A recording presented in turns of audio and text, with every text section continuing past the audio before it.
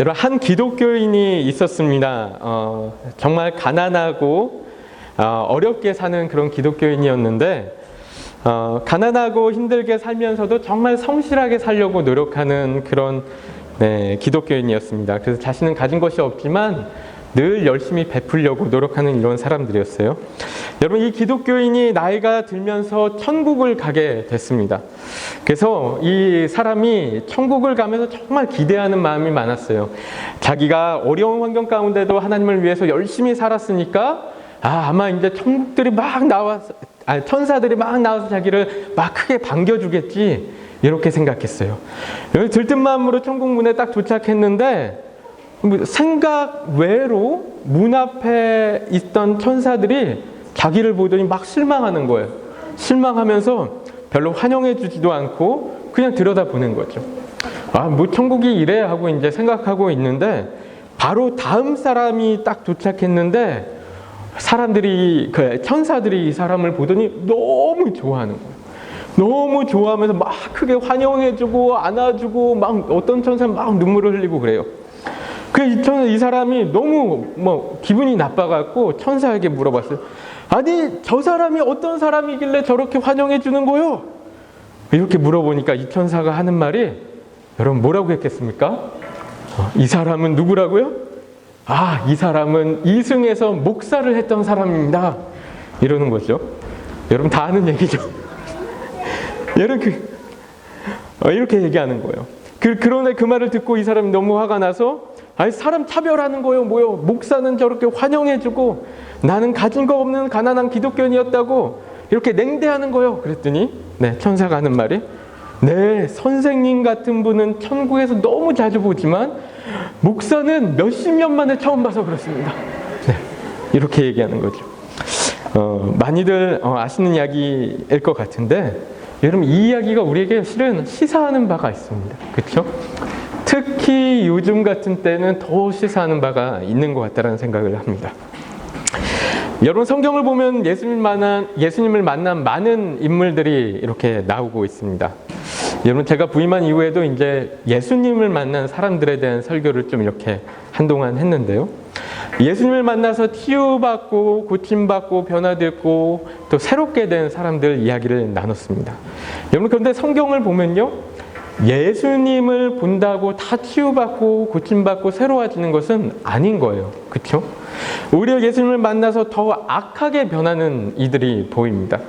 평상시에는 너무나 거룩해 보이고 고귀해 보이고 은혜가 많은 사람들 같은데, 여러분 예수님을 만나니까 더 악해지는 거예요. 그렇죠? 여러분, 그런데 실은 제대로 이야기하면 이들이 더 악해졌다라기보다 자신들 안에 있었던 악한 속내가 드러난 것입니다. 숨기고 있었던 그런 날카로운 일을 드러내고 있는 것이고, 너무나 잔인해지고 있는 그런 모습들이 나오죠. 자기들의 종교적인 목표를 성취하기 위해서 돈으로 사람을 매수하고요, 가난한 사람, 힘없는 사람들을 막 이용하고요, 핍박하고 죽이고 정죄하고 이런 행위들을 하고 있는 것이죠. 자기들도 모르게 하고 있는 거예요. 여러분, 성경 가운데 보면 많은 순례들이 등장하는 것을 우리가 볼 수가 있죠. 한 손 마른 자를 이용하고, 가늠한 여인에게 덫을 놔서 잡아오고, 예수님의 제자들을 돈으로 매수하고, 이런 모습들이 나오고 있습니다. 여러분, 그런데 이런 사람들이 어떤 사람들입니까? 이런 사람들이 대부분이요, 보면은 다 바리새인들, 제사장들, 서기관들, 종교 지도자들입니다. 성직자들이라는 거예요. 그렇죠? 성직자들인 거예요. 목사와 장로 같은 사람들인 거예요. 하나님을 믿는 사람들의 모습인데 이 사람들의 모습이 이렇다는 것이죠. 여러분, 이런 사람들이 천국에 얼마나 많이 갈까? 우리가 한번 생각해 볼 수 있는 문제라는 것이죠. 여러분, 이 사람들은요, 예수님을 만난다고 치유되고 변화되고 새로워진 것이 아니고 오히려 그 안에 있었던 악한 본성이 막 드러나고 있는 것을 우리가 볼 수 있습니다. 더 악질적인 자기 안에 괴물의 모습들이 막 드러나는 것이죠. 여러분, 그런데 반면에 예수님을 만나서 치유받고 변화되고 새로워지는 사람들, 이 사람들은 어떤 사람들인가 보면요, 대부분이 어떤 사람들이죠? 힘없고 빼겁고 가난하고 병든 사람들인 거예요. 왜 그럴까? 왜 이런 사람들만 더 예수님 만나면 이제 더 변화되고 새로워지고 힘 있는 사람들을 알아듣지도 못하고 깨닫지도 못하고 이런 것 같을까? 우리가 한번 생각해 볼 수 있는데요. 여러분, 때로는 이런 어떤 성경의 느낌 때문에 이런 표현들 때문에 오해하는 분들이 있는데요. 잠깐만 옆길로 세면은 이렇게 이야기하는 분들이 있어요. 예수님은 무조건 가난한 사람들 편이었다. 이렇게 얘기해요. 그래서 교회도 무조건 가난하고 힘없는 사람들 편만 들어야 된다. 이렇게 얘기하는 분들도 있는데요. 여러분, 그런데 이거는 실은 이제 성경을 오해해서 하는 이야기입니다. 여러분, 예를 들어서 베드로와 안드레와 야고보 요한은 어부들이었는데요. 예수님의 제자들이죠. 어부들이었는데 여러분, 이 당시의 어부들은요, 가난한 사람들 아니었습니다. 가난한 사람들 아니었어요. 여러분, 당시의 어부들은요, 꽤 돈을 많이 벌 수 있는 직업이었고요. 게다가 아무나 할 수 있는 직업도 아니었습니다. 정부에서 특별하게 허가를 받은 사람들만 할 수 있는 그런 직종이었다는 것이죠. 여러분, 마가복음에 보면요, 야고보와 요한은 품꾼도 두고 있었다라는 얘기가 나옵니다. 그만큼 당시 어부들이 어느 정도의 재산을 갖고 있었던 사람들이었고, 또 중산층 아마 이상 되었을 거다라는 이야기들도 많이 하는데요. 여러분, 그래서 실은 제자들이 뭐 그물도 버려두고 뭐 아버지도 버려두고 예수님을 쫓아가잖아요. 그런데 그렇게 예수님을 따라갈 수 있었던 이유가요. 여러분, 당연히 이제 상당히 큰 손실을 이제 예상하면서도 예수님을 따라간 것이지만, 그건 분명하지만, 하지만 그래도 어느 정도는 가정도 막 굶어 죽는데 이제 그러고 따라간 게 아니었다라는 것이죠. 그래서 가정을 아예 내팽개치고 아예 나몰라라 하고 그러고 간 것은 아니었다라는 것입니다. 여러분, 예수님을 따르던 사람들 중에는요, 백부장도 있었어요. 그렇죠? 백부장 이야기 나중에 또 잠깐 할 텐데, 백부장도 있었고, 아리마대 사람 요셉 같은 경우는 사내들인 공의회 회원이었죠. 그렇죠? 상당히 높은 지위에 있었던 사람이었고, 유대인의 지도자였던 니고데모도 예수님을 따른 것을 우리가 볼 수가 있죠. 여러분, 그렇기 때문에 예수님이 소외 계층 사람들 편에만 선다는 생각은 옳지 않다라는 거예요. 그렇죠? 이 사람들만 치유해주고 그 예수님이 이 사람들만 깨닫게 하고 이 사람들 편에만 서고 이런 것이 아니라는 것이죠. 여러분, 그렇다면 예수님은 누구의 편에 설까? 여러분, 이 편에 선다는 말이 오해하실 수 있는데, 잘 이해해서 들어주시면 좋겠는데, 누구의 편에 설까? 여러분, 예수님은 누구의 편에 섭니까? 예수님은 늘 하나님을 경외하는 사람들을 편에 서는 것이죠. 그렇죠? 늘 올바르게 예수님을 바라보는 사람들 편에 서는 거예요. 여러분, 그런데 어떤 사람이 진정으로 하나님을 경외하고 또 예수님을 똑바르게 바라볼 수 있을까? 여러분, 이 부분을 좀 생각해 보면요, 여러분 잘 한번 들어보세요. 중요합니다. 예수님을 정말로 똑바르게 바라볼 수 있는 사람은요, 바로 자신이 어떤 존재인지 깨달은 사람, 자신을 올바르게 알고 있는 사람만이 예수님도 똑바르게 바라볼 수 있는 거예요. 그러면서 하나님을 진실되게 경외할 수 있는 거라는 거죠. 여러분, 우리가 예수님을 올바르게 바라보기 위해서는 먼저 너무나 중요한 것이 우리가 정말 어떤 사람인지 깨달아야 돼요. 우리는 어떤 사람인가, 어떤 존재인가, 이런 것들을 알아가야 돼요. 그래야지만 하나님의 모습, 예수님의 모습이 올바르게 보인다는 거죠. 여러분, 우리는 어떤 존재입니까? 여러분, 우리의 존재에 대해서 여러 가지 이야기할 수 있죠. 우리 하나님을 찬양하기 위해서 지어진 존재이고, 하나님과의 관계 가운데 살아가야 되는 존재이고, 또 하나님의 사랑받는 자녀들이고, 어떤 이런 여러 가지 관점들을 우리가 이야기할 수 있지만, 오늘 본문에 비추어서 제가 드리고 싶은 말씀은 어떤 것이냐 하면, 우리는 어떤 존재예요? 우리는 고장난 존재라는 거예요. 우리는 고장난 존재예요. 우리 아이들도 한번 따라했는데, 우리 성도님들 한번 따라해 보시겠습니까? 저 따라서 한번 해보시죠.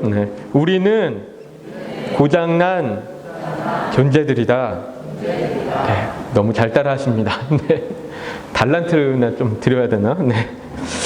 오늘 본문 다시 한번 읽어보겠습니다. 마태복음 9장 12절과 13절 말씀인데 다시 한 번만 읽어보겠습니다. 시작.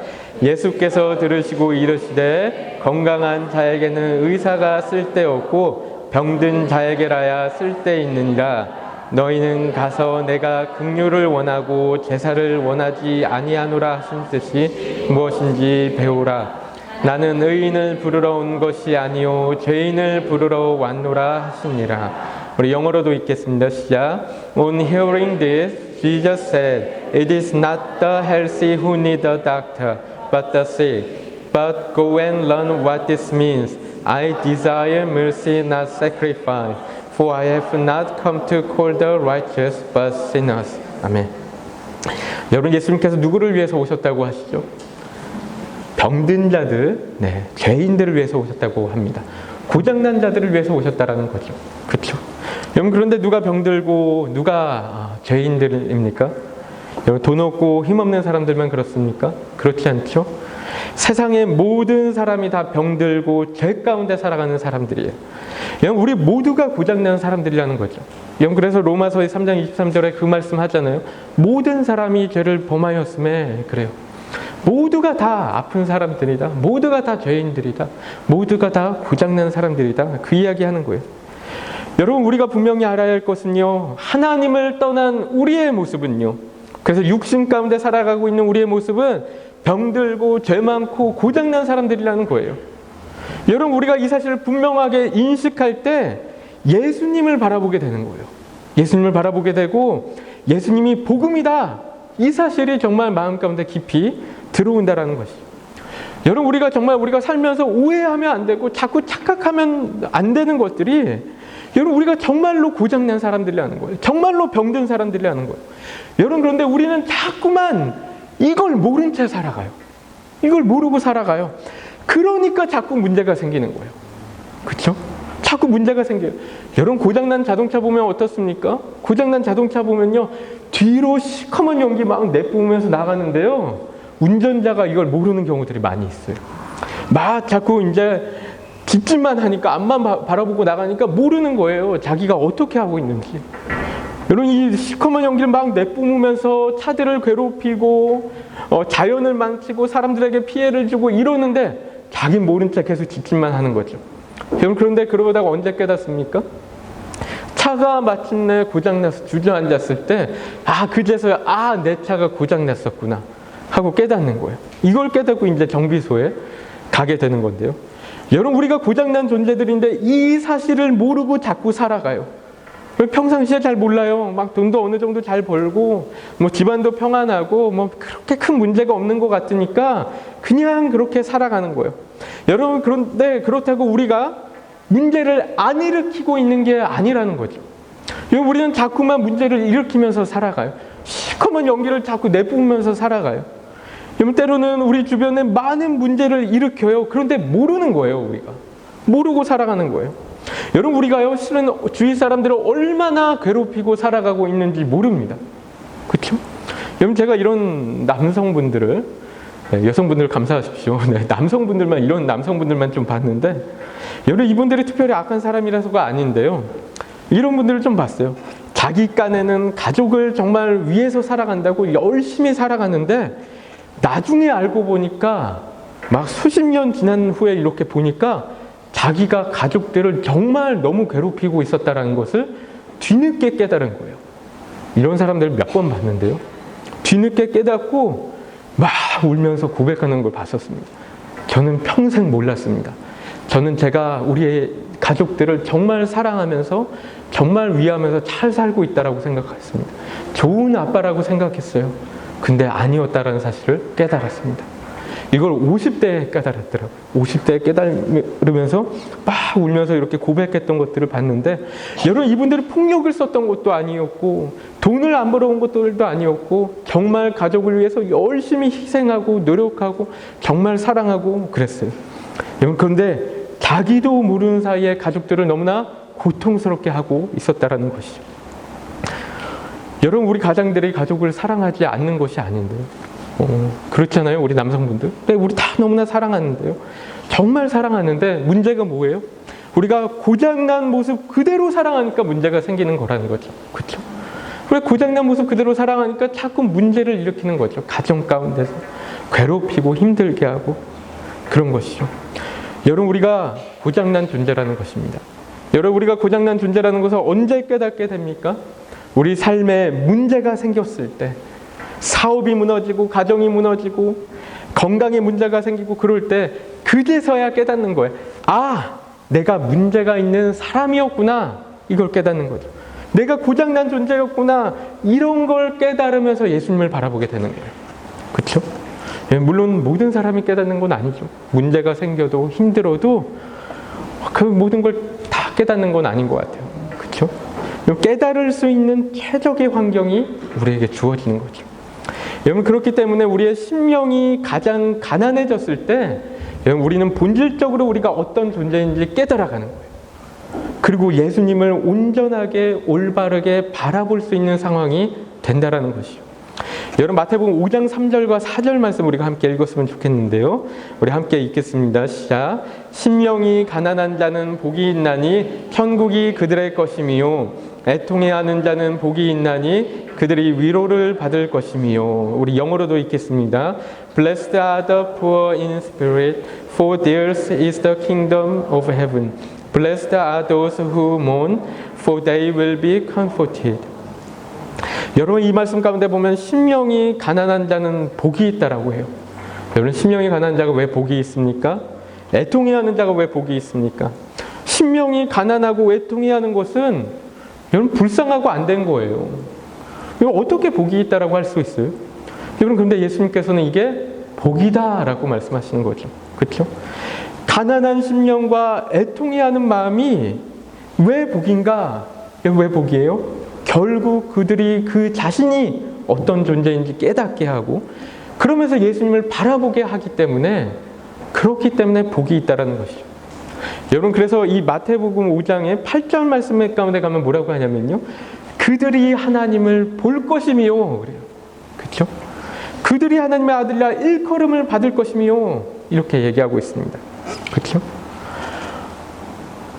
여러분, 성경 가운데요. 보면은 유일하게 믿음이 크다고 칭찬받은 두 명의 인물이 나옵니다. 여러분, 누군지 혹시 아십니까? 두 명의 인물 누군지 아십니까? 네, 한 명은 백부장이었고요. 하인을 고쳐달라고 했던 백부장. 또 다른 한 명은 귀신 들린 딸을 고쳐달라고 했던 가나안 여인이었습니다. 이 두 명이 유일하게 믿음이 너무 크다라고 이제 예수님께 칭찬받은 그런 인물들이었는데, 여러분, 오늘 설교와 관련해서 좀 생각해보면 흥미로운 부분들이 이들이 한 명은 기득권자였고 돈 있고 힘 있는 사람이었고 또 다른 한 명은 소외 계층인 거예요. 그렇죠? 이게 좀 제가 이 말씀을 이렇게 준비하면서 이게 연결되는 부분들이 있었어서 좀 감사하게 생각했는데요. 여러분, 복음서에서 이 두 명만 믿음이 크다고 칭찬을 받는데 제자들은 오히려 믿음이 없다라고 막 책망받았죠. 근데 이들만 칭찬받는 거예요. 그런데 이들은 뭐가 달라서 이렇게까지 칭찬을 받을까? 이들의 신앙은 뭐가 특별했을까? 우리가 좀 생각해 볼 수 있는데요. 우리가 한번 말씀들 좀 읽으면서, 길지 않은 말씀인데 같이 한번 읽으면서 이들의 공통점이 무엇이었을지 한번 생각해 보시면 좋겠습니다. 우리 함께 마태복음 8장 8절부터 10절까지 한글로만 읽겠습니다. 읽어보도록 하겠습니다. 시작. 백부장이 대답하여 이르되 주여, 내 집에 들어오심을 나는 감당하지 못하겠사오니 다만 말씀으로만 하옵소서. 그러면 내 하인이 낫게 싸움나이다. 나도 남의 소하에 있는 사람이요 내 아래에도 군사가 있으니 이더러 가라 하면 가고 저더러 오라 하면 오고 내 종더러 이것을 하라 하면 하나이다. 예수께서 들으시고 놀랍게 여겨 따르는 자들에게 이르시되 내가 진실로 너희에게 이르노니 이스라엘 중 아무에게서도 이만한 믿음을 보지 못하였노라. 아멘. 우리가 그 다음 말씀 마태복음 15장 25절부터 28절 말씀도 함께 읽겠습니다. 시작. 여자가 와서 예수께 절하며 이르되 주여, 저를 도우소서. 대답하여 이르시되 자녀의 떡을 취하여 개들에게 던짐이 마땅하지 아니하니라. 여자가 이르되 주여, 올소이다마는 개들도 제 주인의 상에서 떨어지는 부스러기를 먹나이다 하니, 이에 예수께서 대답하여 이르시되 내 믿음이 크도다, 내 소원대로 되리라 하시니 그때로부터 그의 딸이 나으니라. 아멘. 여러분, 그렇죠? 보시면 알겠지만 둘 다 믿음이 크다 그러십니다. 그렇죠? 백부장에 대해서는 너무나 놀라셨다라고 이야기를 하고 있는데, 여러분 이 두 인물들의 공통점이 무엇일까요? 여러분 뭘로 보십니까? 자, 이 둘의 공통점, 네, 뭐냐면요, 여러분 첫째로는 이 두 사람 다 자신들이 얼마나 작은 존재인지 알고 있었고, 또한 두 번째로는 그에 비해서 예수님은 얼마나 크신 분인지 알고 있었다는 거예요. 그렇죠? 여러분 그것만으로 예수님은 믿음의 크기를 이야기하고 있는 거예요. 여러분 이게 되게 중요한 얘기입니다. 우리가 잘 기억하셨으면 좋겠습니다.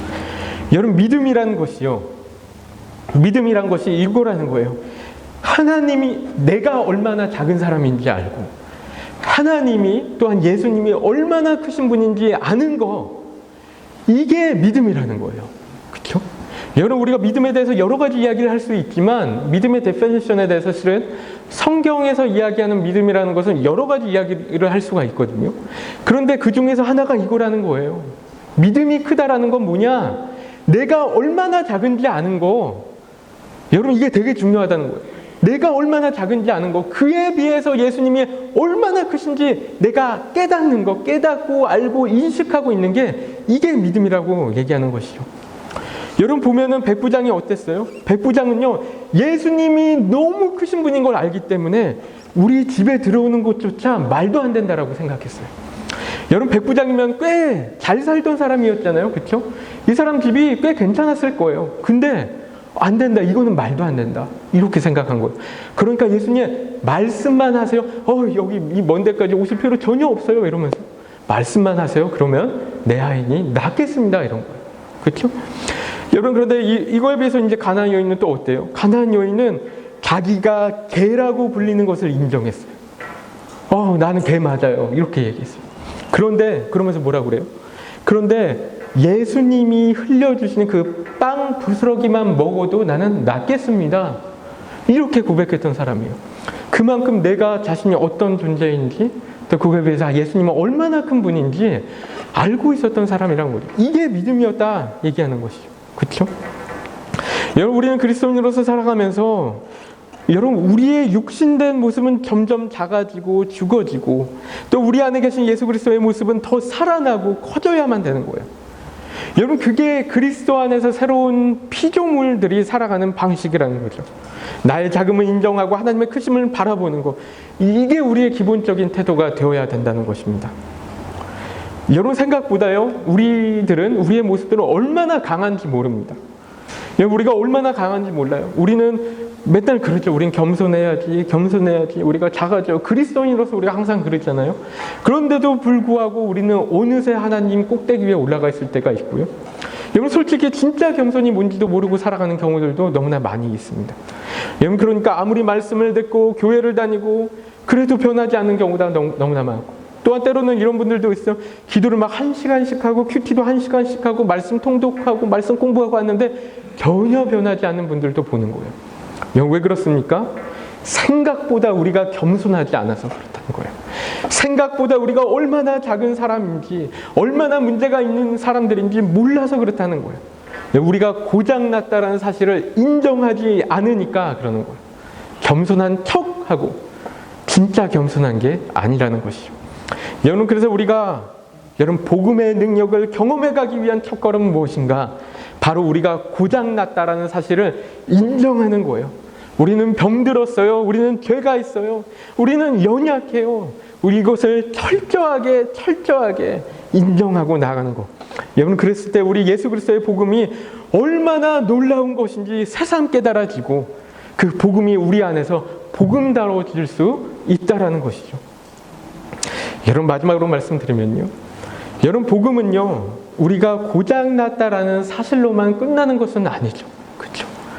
여러분 우리는 실은 이미 그리스도 안에서 새로워진 존재들은 맞아요. 그렇잖아요. 여러분 그래서 본질적으로 이야기하면 우리는 죄인이라기보다 의인에 더 가까운 사람들. 그렇죠? 우리는 의인이 된 사람들이에요. 여러분 그런데 문제는 무엇이냐면은 우리 안에 죄의 습성들이 남아있는 거예요. 우리 고장난 모습들이, 왜냐면 우리가 육체를 입고 있으니까 여전히 있는 거죠. 여러분 그것을 우리가 깊이 깨닫고 인정하기 시작하면 그때부터 예수님이 더 명확하게 분명하게 보이기 시작한다는 것입니다. 여러분, 그래서 우리 노쇼아님 교회 성도 여러분 모두가요, 정말 이 사실을 정말 기억했으면 좋겠고, 여러분, 제가 이렇게 막 계속 강조하고 있지만 얼마나 정말 마음에 와닿는지 모르겠습니다. 이게 너무 중요한데요. 네, 이걸 얼마나 정말 깨닫고 계신지 모르겠습니다. 계속 좀 생각해 봤으면 좋겠는데, 이걸 정말 기억하고 깨닫고, 네. 여러분, 그러면서 예수님 바라봤으면 좋겠고요. 여러분, 우리가 여전히 병들었기 때문에 하나님이 정말 필요합니다. 우리에게 아직도 죄의 습성이 남아있기 때문에 하나님 당신이 필요합니다. 예수님 필요합니다. 우리 고장났기 때문에 예수님의 손길이 필요합니다. 여러분, 이거 계속 고백해 가면서 예수 그리스도의 놀라운 복음의 능력을 경험해 가시는 우리 노쇼아님 교회 성도 여러분 되시기를 축복합니다.